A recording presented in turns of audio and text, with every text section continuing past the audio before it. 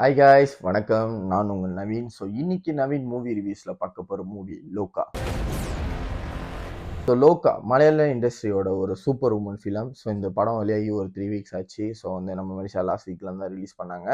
So நான் இப்போ தான் இந்த படத்தை நான் பார்க்குறேன். ஸோ உண்மையிலே நான் சொல்கிறேன், லோகா வந்து உண்மையிலே ஒரு நல்ல ஒரு குட் வாட்சாக இருந்துச்சுங்க. ஸோ வந்து மலையாள இண்டஸ்ட்ரி பற்றி ஒன்று சொல்லிடுறேன். ஒரு சூப்பர் உமன் ஃபிலம் அது வந்து ஒரு யூனிவர்ஸ் ஒன்று கிரியேட் பண்ணணும்னு நினைக்கிறாங்கன்னா அதை வந்து பக்காவா ரேட்டிங்ல கொண்டு வந்தாதான் இந்த மாதிரி படங்கள்லாம் ஹிட் ஆகும். ஸோ இந்த படம் வேற லெவலுக்கு ஹிட்ல ஓடிக்கிட்டு இருக்கு. கிட்டத்தட்ட மலையாள இண்டஸ்ட்ரியில ஐஎஸ் கிராஸா ஆக வேண்டிய நிலைமைக்கு கிட்ட கிட்ட வந்துகிட்டு இருக்கு. அந்த மாதிரியான ஒரு படமா இருக்குது. ஸோ அதுதான் இந்த லோக்கா. லோக்கால வந்து நான் சொல்றேங்க, ஸ்டோரி வந்து அந்த லோக்கா யாரு, கல்யாணி பிரியதர்ஷன் யாரு அப்படின்னு சொல்லி தான் இந்த கதையை ஆரம்பிக்கும். ஸோ வந்து அதுதான் இந்த படமே. ஸோ வந்து அதுக்கப்புறம் தான் வந்து ஒரு விஷயமா வந்து ரிவீல் பண்ணுவாங்க, ஒரு விஷயமா சொல்லுவாங்க இந்த படத்துல. ஸோ இந்த படத்துல ஸ்க்ரீன் பிளே என்னன்னா, இப்போ ஒரு சூப்பர் உமன் ஃபிலம், ஒரு சூப்பர் ஹீரோ ஃபிலம் பார்த்தோம்னா சிலது அவங்களோட கேரக்டர் டெவலப்மெண்ட்னு ஒன்று இருக்கும்.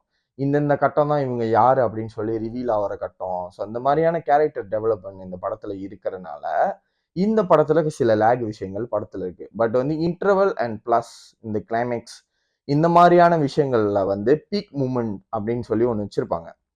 அது எல்லாமே வேற லெவலுக்கு இருக்கும். ஸோ அதுதான் ஒன்று. இதில் வந்து இந்த ஜேக்ஸ் விஜய் வாய்ப்பே இல்லை. என்ன மாதிரியான ப்ளஸ் பாயிண்ட் தெரியுமா அவரோட பிஜிஎம். அந்த படத்தை வந்து எலிவேட் பண்ணுறது அந்த இன்டர்வலும் கிளைமேக்ஸும் அவரோட பிஜிஎம் தான் உண்மையிலே நல்லா இருந்துச்சு.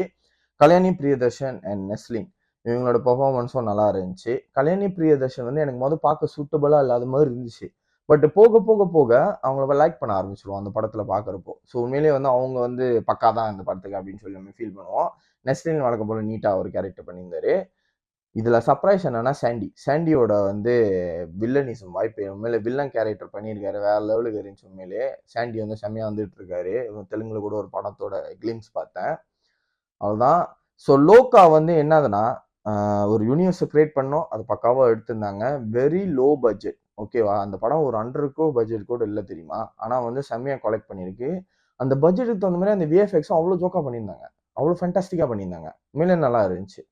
அவ்வளோதான் இந்த லோக்கா பற்றி சொல்லணும். இந்த மூவிக்கு நான் கொடுக்குற ரேட்டிங். ஸோ வந்து இந்த மூவியில் அதாங்க நான் சொல்கிறேன்ல. ஸோ வந்து சில விஷயங்கள் இருக்குது. ஸோ கொஞ்சம் கொஞ்சம் வந்து அந்த ஸ்க்ரீன் பிளேயில் மாற்றிருக்கலாம். பட் வந்து இந்த படத்தில் ஒரு ப்ளஸ்ஸான விஷயம் என்னென்னா, பட்ஜெட் வெறும் 30 crores தாங்க.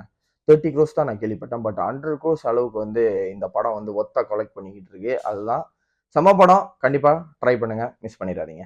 மீண்டும் ஒரு வீடியோவில் சந்திக்கிறேன். மறக்காம வீடியோ லைக் பண்ணுங்க, ஷேர் பண்ணுங்க, அப்புறம் சேனலை சப்ஸ்கிரைப் பண்ண மறந்துடாதீங்க. நன்றி, வணக்கம்.